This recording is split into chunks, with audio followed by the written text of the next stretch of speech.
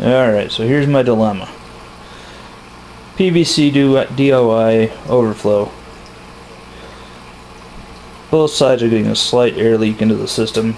At first I thought maybe the check valves themselves were bad, which I did find out yes they are. They're really, really crappy. So I just hung them in the water, so if it tried to suck anything in there, it was just sucking more water into the system. Unfortunately, I have found out somewhere in the back side of this, there's still an air leak. So to solve this problem, I have picked up, where is there? It's a silicone repair tape. It sticks to itself, and only itself. It's elastic like electrical tape. Creates a airtight and watertight bond. But if you ever have to remove it, you can just slice it off with a razor blade and it will not leave any type of residue. So unlike the possibility of duct tape or electrical tape trying to seal off these air leaks, just seal all the joints, which I'm going to do,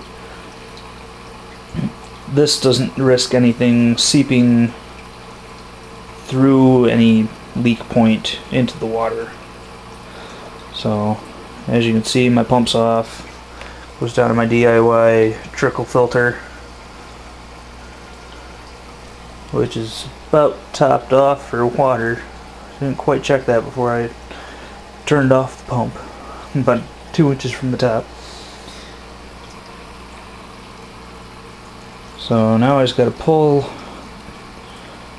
the overflow off,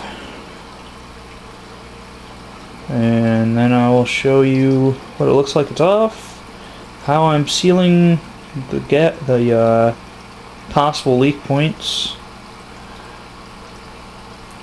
I have a aqua lifter pump coming, should be here Wednesday, which I'll use to make sure there's absolutely no air possible to be trapped in the top of these overflows, as I'll put a T in it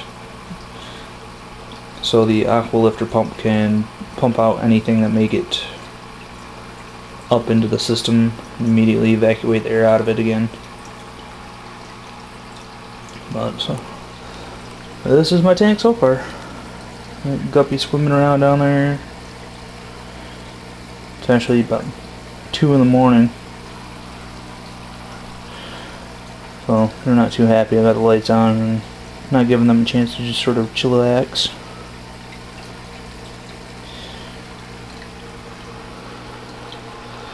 Some eel hiding under the rock there.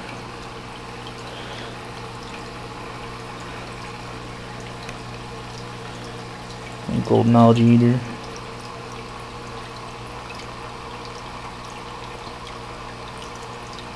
Fire eels hiding under there. 14 inches long at the moment. Not quite sure where my clown loaches are hiding. They're probably under the rock here. They like to hide under that corner there, which you can see. If I want to stay focused, there's the one golden algae eater there. They have dug themselves a little cove underneath that rock to hide under. They don't seem to like quite as much current as my 700 gallon an hour pond pump is putting out for a return.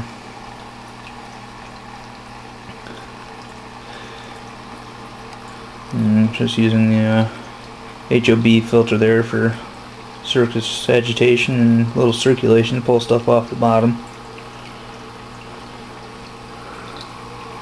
See if I can figure out where my Oscar's hiding. Be a lot easier if I had the lights.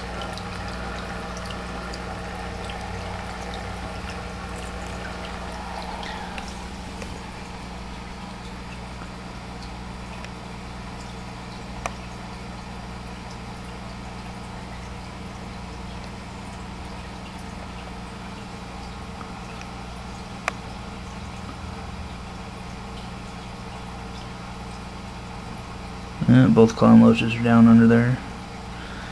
And one of the golden algae eaters.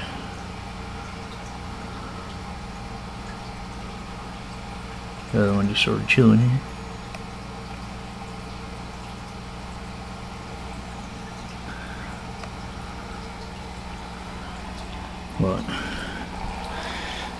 pull this off and show you how I designed it and how I'm gonna tape off the seams so there can't be an air leak anywhere other than any air that's introduced through the system through this bubbler here, which between it's actually a fishnet that I just cut off and zip tied on there to prevent my fry and shrimp from getting sucked in. So I'll have to clip the zip tie and wash that real quick while I'm at it.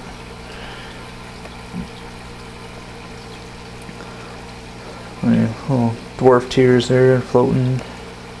Not having much luck with them getting rooted, so I just figured I'd let them float for a while. Get a little more established and the light towards the top, and then I'll plant them in a couple weeks or so. Give a shout out to Mr. Mom Tanks and J Flesh Tanks. It's fired up Friday. I guess I got some stuff coming in the mail here soon. It's awesome. I thank them very much. Interested to see what all I'll have. No, I'm looking forward to also Mr. Honey to You also has some moss coming for me, so I can get some moss on this driftwood here, and along with a little ledge there, I'd like to get a little, I'm thinking more Christmas moss on this, so I think it should drape better. Just get a little more of a drape effect towards the back upper wall here. You can sort of see it there. And then possibly, I'm not sure if I want to do it or not, but maybe put a little Christmas moss on the top of the rocks and see how that goes. But I think once this dwarf sage starts to fill in, I might rather leave the bare stone visible.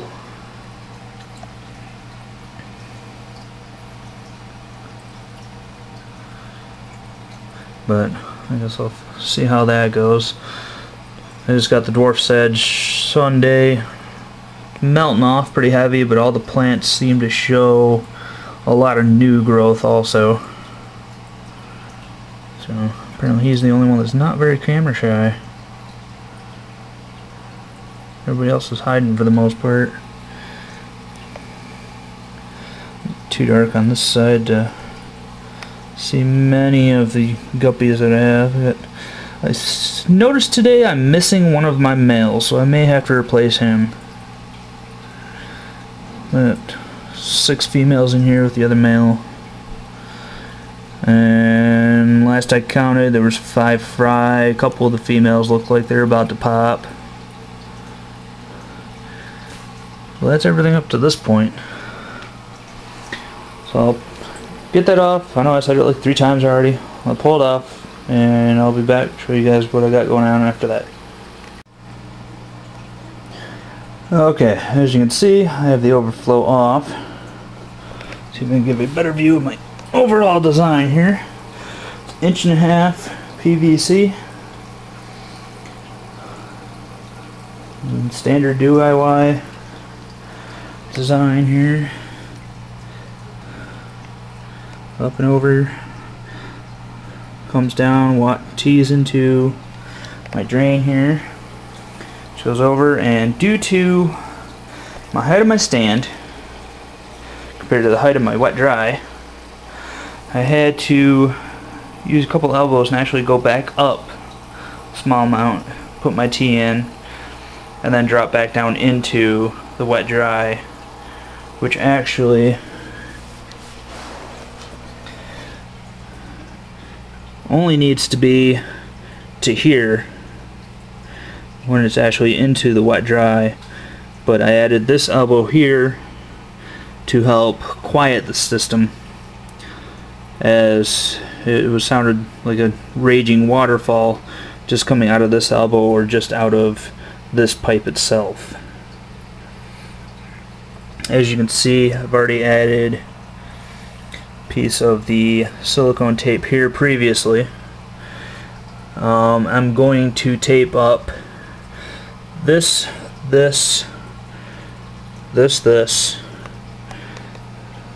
and this joint here, this joint here. These ones I am simply doing out of guaranteeing there's no possible way they are a air introduction point, even though if any air did get in the systems here, it should get trapped either here, where it wouldn't matter much because it will be able to exit as the water pulls it down, or if it comes in here, the water is still traveling this direction, so it should get pulled this direction. I'm more thinking that the possible entry point is either this seam here or this seam here, which if you look closely here, you can see I've actually already tried to silicone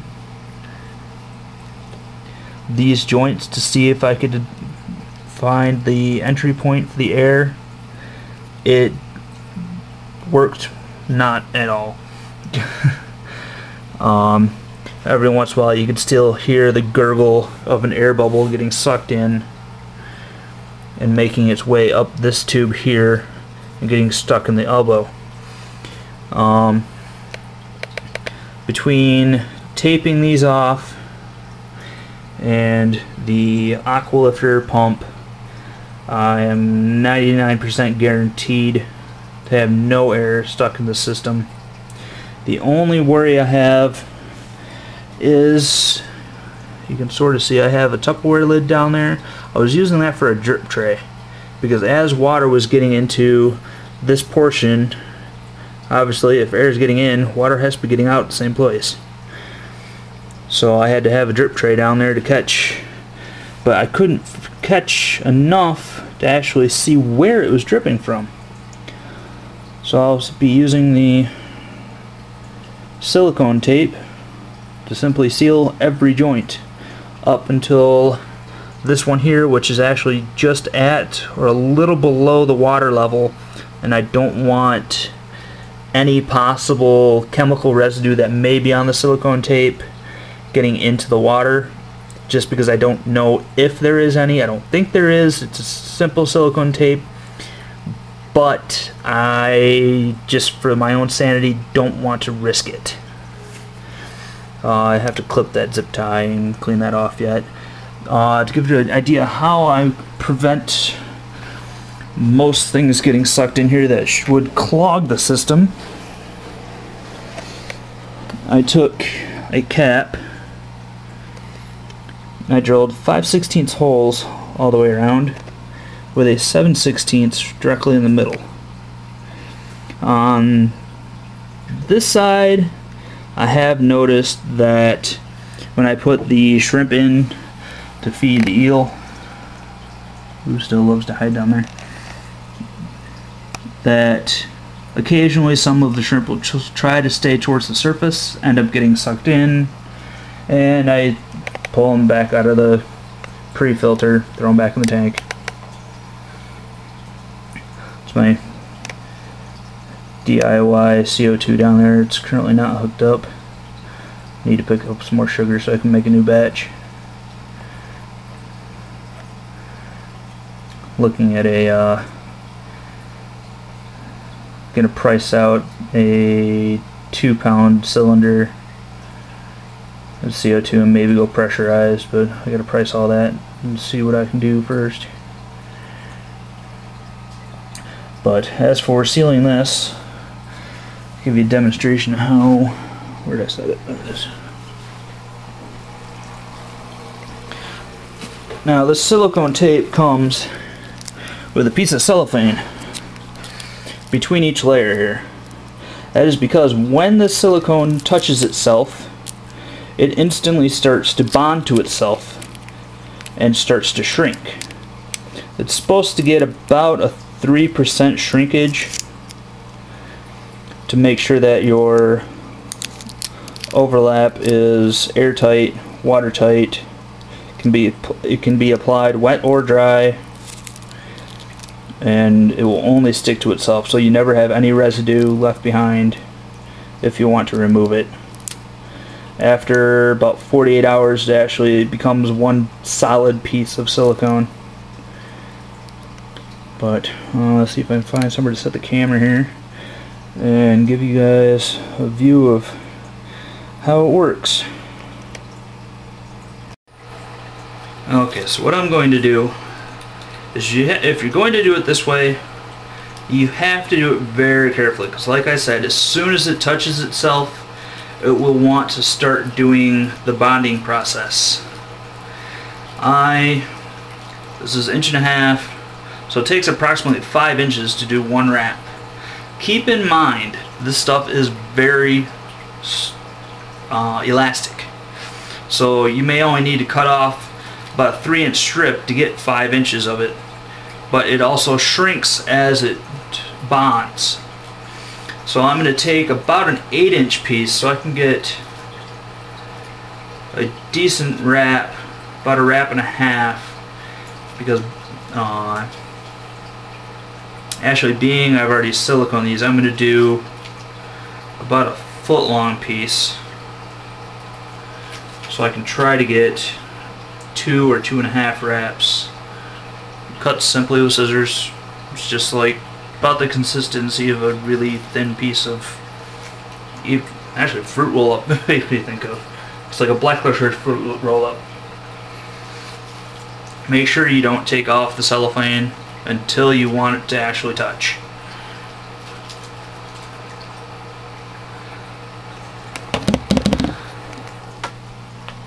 Oh, let's see here.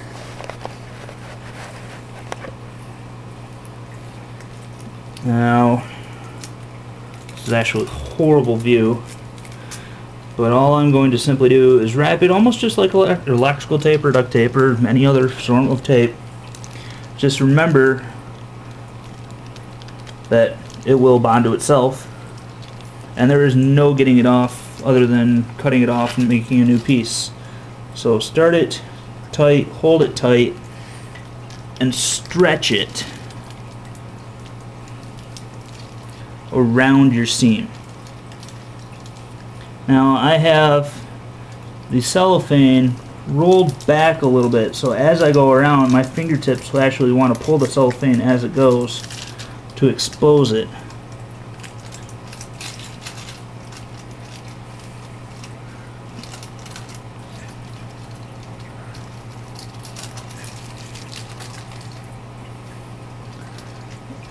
Also, make sure you don't twist it as you do it, otherwise you will have a hard time getting it to bond. And actually, the 12 inches I cut off here is much more than I really needed, so I will actually almost get 3 wraps out of this. Like I said, just making sure there's tension on it. I pull until it's about 3/4 of an inch wide.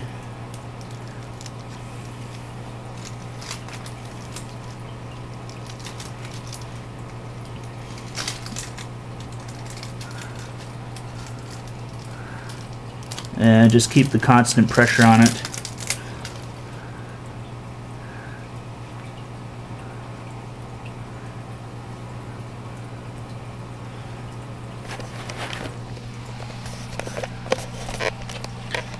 And as you can see, absolutely no adhesive, but it sticks to itself. As it shrinks, it will guarantee that I am completely air and watertight to that joint. So I just have to do this one here, the one directly above it here, and just for ease of mind, so I know there's absolutely nowhere possible for air to get into this system, I'm going to do all the joints along the rest of this system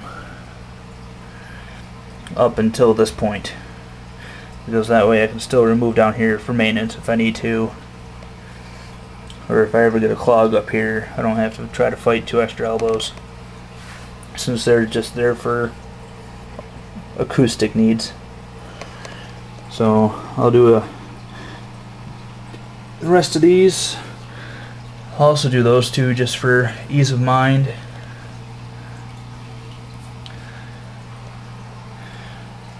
And then I'll give you guys a quick view of that all tightened up and put it back in the system. So start the siphons back up, and hopefully, unless there's a major leak somewhere that makes absolutely no sense to me, I should have full siphon overflow out of both sides of this after this. So I'll get this taped up and be right back. Okay, so this is how we're looking all taped up. As you can see, it's very tight to the pipe and will only get tighter as it shrinks while the silicone bond starts and it hardens a little. See if I can show how well that bond is. As you can see, I can't peel this off. That's where I ended.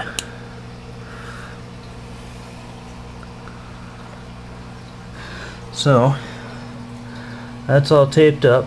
There should be physically, unless somehow it is leaking through this seam right here or through that seam there, there should be physically no way for air to get into the system now. Other than I know these check valves here are absolutely crap. I've tried a couple I have 2 or 3 of these. They're the Petro brand check valve. They do not check anything at all. Air can get back past, water can get back past easy. Not real easy, but it definitely has the ability to. So I would not recommend those. I've tried to find some better versions of them around, but not having much luck with that. So the aqua lifter will take care of that problem either way. So now to get it back installed. Alright, we're back installed. Pumps on, siphons are cleared out. Everything is fully operational. Sort of hard to see, but that is keeping up well now. I'll keep an eye on it in the next couple of days and see if it slows down at all. It's giving me a sign that it still has air getting in the system. Which, once I have my glass lid back on, this will be pinched up against there, so it'll stay underwater. As you can see, it is taking all the water I can give it.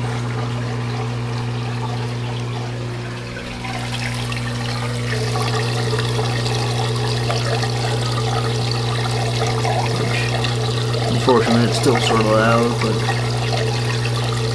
unless I pin the filter right up against there, and it actually restricts the water flow pretty badly, I end up getting it not too well.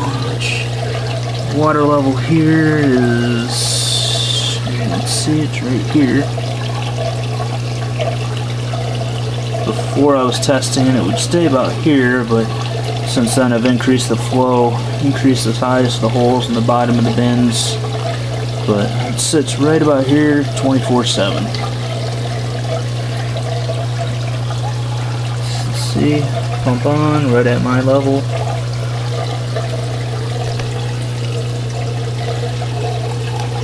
Not sure if you can see down in there.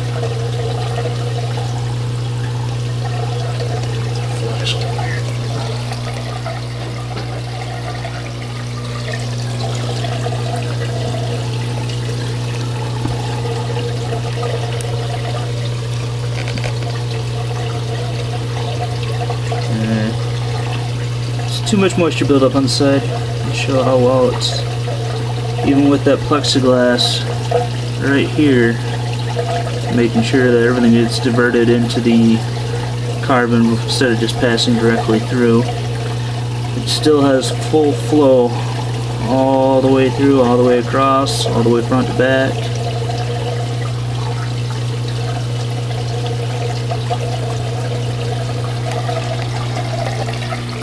So hopefully, other than needing the aqua lifter, just to keep fine bubbles out so I can keep the bubbler on this side going.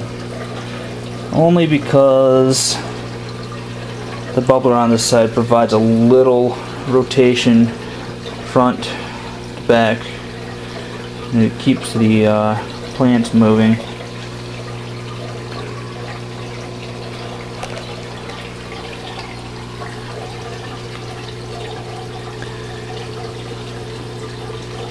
And now I got the bubbler off just to make sure that nothing's getting sucked into the system, and that's what is adding air to it.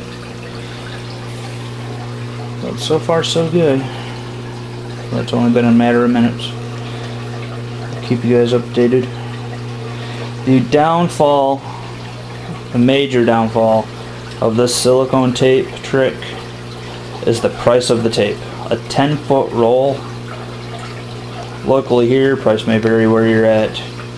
The price here was $12 for a 10-foot roll. But even if 1.5 PVC like I have, that roll still left me with about an 8-inch piece extra. I was able to do, I think that was 12 joints. So most PVCs don't have quite that many. I do have the extra couple elbows in there.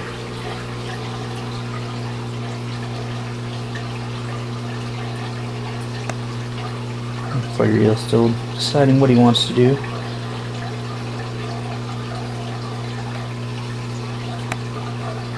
Was out until I started filming again. Well, yeah, that's my solution to unknown air leak locations and a DIY overflow.